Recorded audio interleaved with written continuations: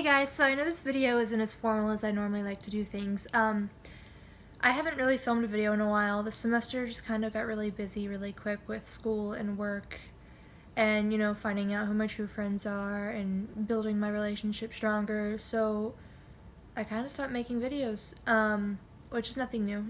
There's only a few of you that stick around for these, but I feel like I owed you something. And I wish I could have filmed because, honestly, October, November, that time, that's when I was kind of going through, at the beginning of it, a creative burst, I guess you could say, and I had a lot of creative energy, and I just didn't know where to put it, and I honestly should have put it here. And, it was really cute, because, my fall setup that you guys got to see, my Halloween setup or whatever, but then my boyfriend and I painted miniature pumpkins for Halloween, and I painted mine like Jack Skellington. I freehanded it, and it was really cute, and I wish it could have been in a video, but yeah, and my fall decorations are still up. I hate to admit, even though it's, December, whatever now, because I just, haven't been able to get to, the dollar store or Target to buy decorations, and I didn't have the money. I mean, now I do, because, hi, I got a new job, guys, yay! But yeah, and I was like, you know what, it's a little embarrassing to have fall decorations still up, that Hello Fall sign in the background, even though it's December. Shout out to Catherine for pointing that out in a Snapchat. But yeah, so I was like, oh, I owe some kind of video, and I had a creative burst again because end of November, just with the stress and everything, I actually, my depression got really bad, and I kind of just have not been enjoying my own self, being alone with myself. I don't like myself. I've been hating myself. I'm trying to make that better, and my boyfriend's really helping me out with it a lot too. So yeah, I felt like I owed you guys a video. And I just got over being really sick, so I was like, okay, I really don't want to put on a bunch of makeup and do a bunch. So completely makeupless face. I know my acne is still really bad. It's come a long way, but it's horrible. I'm actually going to sheet mask immediately after this video and edit it, so. But I've got some tea, pajamas, we're in bed, obviously. Shout out to BTS behind me. And I decided, why don't I do, typical creative energy kind of thing. I'm a writer. I also like to read. I know a lot of people like to read. Show you my fall/winter reading list. So over the course of this semester, I had actually started buying books. We had this huge china cabinet, 4 shelves high, full of books, because my grandmother is an advocate for young adult fiction, so she and I would love to read them together, and we just had this entire bookshelf full of it. And then when we moved a while back, my mom, she kind of got rid of them all. So yeah, I don't have books. So some of these I actually, 1 or 2 of them were repurchases of books that I had that I never actually got to read. But yeah, I was like, okay, it's fall time. Fall time is when I get really inspired. It's when I have most of my creative bursts of energy. So I was like, okay, let's start buying books again. So one of the first ones that I actually bought, and I actually bought this one over the summer, but I do like to read it sometimes when I need that inspiration, because I know this person, I don't know this person personally, but I mean I know this person has gone through a lot of the self-doubt that I'm going through, and it's kind of mentioned in this book, and I actually really like it. So I have Franta's Note Self.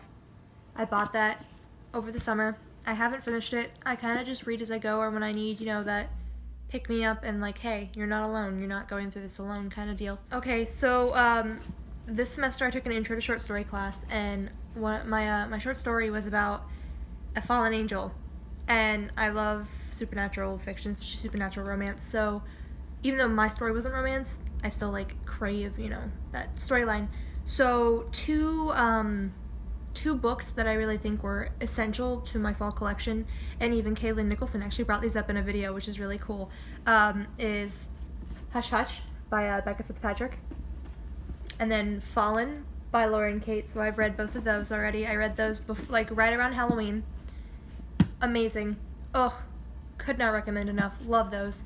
Those were definitely those ones I had to get in around Halloween time. There was no other time I was going to read them. They had to be read for Halloween because of the the content in them. Obviously, it's very dark, gothic, romantic, fallen angel storylines. A book that I purchased that I actually read before those two was Delirium by Lauren Oliver.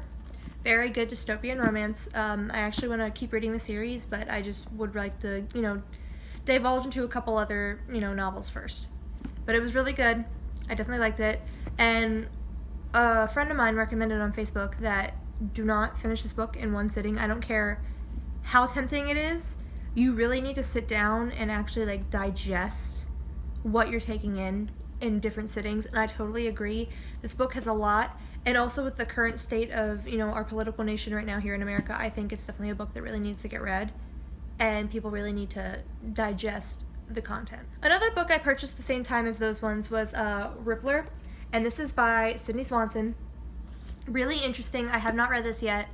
But, you know, based on the context of it, this girl essentially realizes she can become invisible, which is really cool. Again, love the supernatural style writing, so I hope that's going to be very interesting. I don't know when I'm going to pick that one up yet, but I'm really curious. Although it wasn't really like a Halloween-y themed, I also picked this up before pre-Halloween, you know, because I don't know, it just made me think of that vibe. So I got Red Queen by Victoria Aveyard.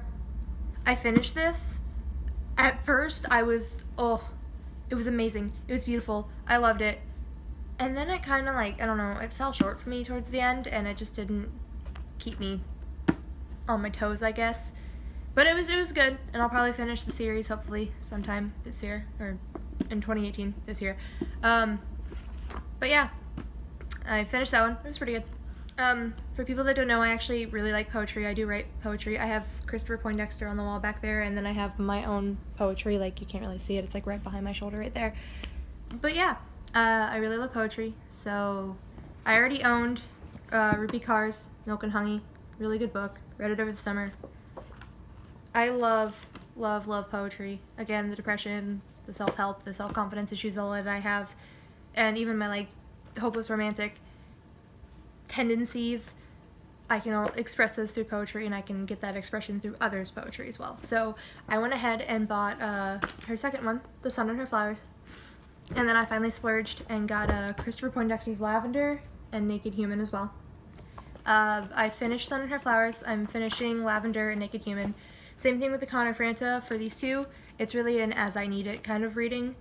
Rupi's, because like the way she has it set up is like it's in like sections, and each section kind of has like something you're overcoming. Those I finished in one sitting just because I finished each individual one in one sitting. But for Christopher Poindexter's, it's really a read as you go kind of thing. And then I'm always willing to try new poetry now, especially because I'm trying to like work on my own manuscript for poetry and possibly get self-published soon, so I like to, you know, learn from others. So I actually found this in Walmart and I picked it up. It's Amanda Lovelace's The Princess Saves Herself in this one. Amazing. Very good. I know people give feminist poets a lot of crap, but I think it's really good, and I think a lot of girls need to read this one, especially Rupi's, but this especially, because I feel like we're so dependent on others, and we don't learn that we can love ourselves and we can keep ourselves happy and not have to rely on others for that. And I really think that, you know, everything that we go through in this society is just captured brilliantly by these poets, and it's amazing. So yeah, it was really nice to be able to find a new poet and pick up on their work. So keeping up with the dystopian romance kind of theme, you know, I like princesses and princes and castles and kings and all that, but I like modern flares with it. So I always pick up this kind of style of dystopian romances, and my current one that I'm actually reading right now is The Glittering Court by Richelle Mead. And obviously I'm familiar with her other works like Vampire Academy. Okay, I'm gonna be completely honest with you. Vampire Academy, the books, I can't get into them. I don't know why. I have the first one, I just can't finish it. I watched the movie, no problems. I mean, like, yeah, I'm like, oh, the movie's a cheesy style, you know, book to movie kind of movie, but like, I just can't finish the book. And it's not like it's bad. It's good. I don't know why I can't click with it. And that happens sometimes. And then her Bloodline series, I think I read one of those books. But I decided to pick up this, and so far I'm actually really liking it. I'm really hoping it's not going to have the same effect as the Red Queen did on me, where it falls short towards the end, because I really like this so far, and I do want to finish this. So I really want to watch this movie, and I'm still like debating if I want to watch the movie before the book, or read the book and then watch the movie, but I thought it would be perfect for this season, especially from the transition from fall to winter here. I live in Florida, so it's not like we get like huge winter, but still, you know, like you get those wintry vibes through other things, like, you know, oh, Christmas trees and Christmas music, because we don't have, you know, the snow and the chilly nights. I mean, like, it gets cold, but like it's nothing to like freak out about. So, you know, to really help bring in the kind of seasonal chilly vibes. I got Lauren Oliver's Before I Fall. So this is the second book of hers that I'll be reading. I read Delirium, like I said, mentioned previously. I heard this is really good. I love, you know, these like coming of age books, but I don't, you know, if I wanted a real life, I would live my real life. I like stuff with twists, and this is definitely a twist. She could literally like is stuck repeating the day of her death over and over and over again. And so I'm really interested to see how this will go, because I think it's very interesting and it gives a nice little twist to these coming of age books that are really branching out in recent years. Now, I read James Patterson's Maximum Ride growing up, the whole series. I think I didn't finish like the last 2 books because it was just like, okay, James, I love you, but it needs to stop. End it. Like, come on, you're just dragging us out at this point. And I read part of Witch and Wizard. I don't know why. I couldn't get into it. Again, it's not that it was bad. It was really good. I personally could not click with it. But I noticed Stalking, Jack the Ripper. Not only do I like, you know, like historical, weird, gothic serial killer stuff, like that's just interesting to me, like gothic stories, like, oh, you know, Dracula, Frankenstein, and then like real life, you know, events like that, like Jack the Ripper. I thought it was interesting, and then I'm like, whoa, is this like a romance with Jack the Ripper? Because it's gonna be really weird. And then I saw James Patterson's name at the top, and I was like, okay, we're getting this. And it's got that old school vibe, but it's, you know, the historical, but also it's got a twist. And I like, you know, romantic or like horror twists. So we're gonna see how that goes. And normally, guys, I don't splurge and buy the next book in a series until I've read the first one, decided I really love it. And I usually don't even then buy the next book in the series right away after I finish that book. I bought the second one, which is Hunting Prince Dracula, just because, I don't know why, the series looks like it's going to be really good, and I really hope it is, because, oh my god, guys, wow, I hope it catches me the way Maximum Ride did. I just hope that it doesn't let me down or, like, draw itself out like it Maximum Ride did for me.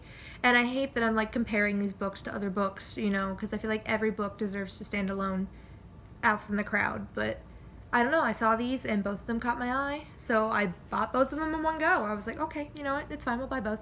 So I hope that goes really well. I'm really interested to read all these. The ones that I said that I have read, if anybody wants an in-depth book review, let me know, I'll post one. I'm gonna go ahead, edit this video, drink some tea, put on my sheet mask, yeah.